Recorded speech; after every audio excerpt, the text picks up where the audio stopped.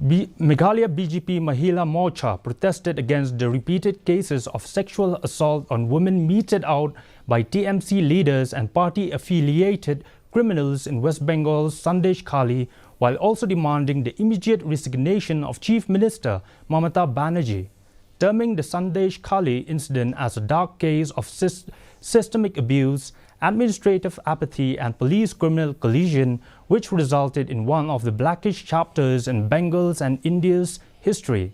The state BJP unit demanded stringent action against every individual involved in the horrendous crime. We strongly condemn the incident which happened at Sandeshkhali, West Bengal. Where is Sheikh Shah Jahan? Where is he? Why cannot Mamata Banerjee find him? Is he hiding in her bungalow?